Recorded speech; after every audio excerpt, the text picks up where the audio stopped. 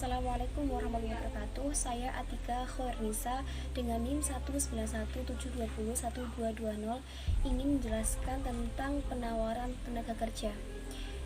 Yang pertama, pengertian tenaga kerja.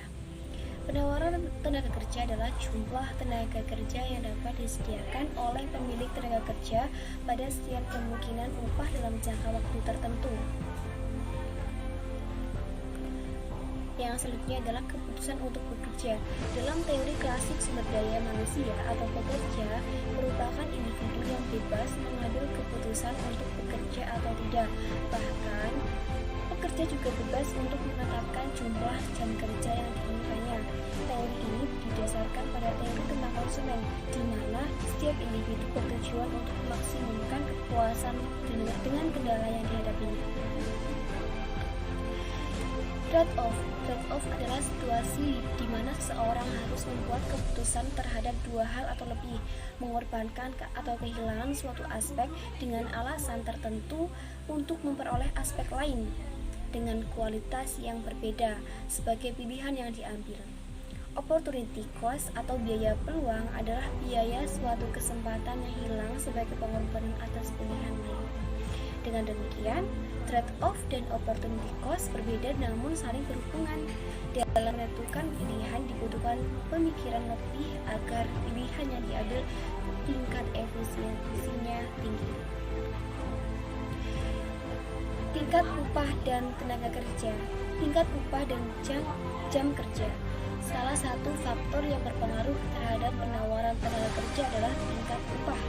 Pertambahan tingkat upah akan mengakibatkan pertambahan jam kerja bila substitutional effect lebih besar daripada income effect.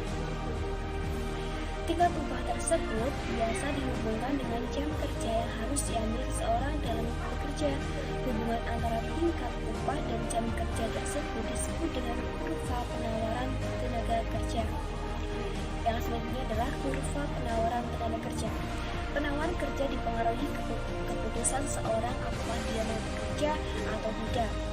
Keputusan ini terkandung pula pada tingkah laku seorang untuk menggunakan waktunya. Apakah akan digunakan untuk kegiatan lain yang sifatnya santai atau kombinasi keduanya.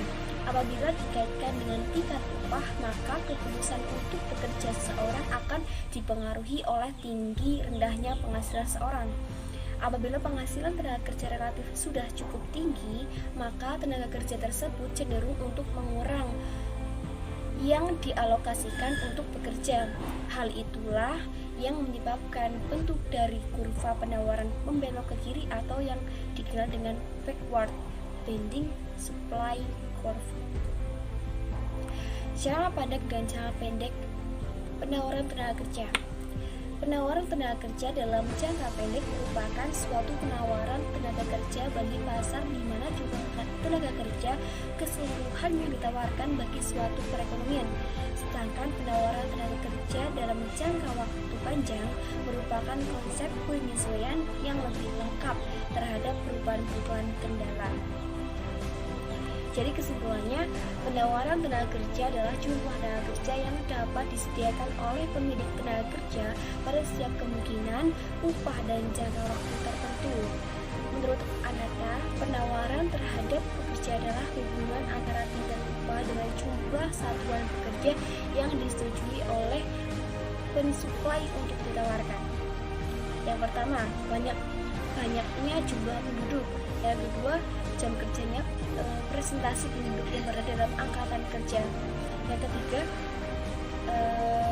ditawarkan oleh angkatan kerja.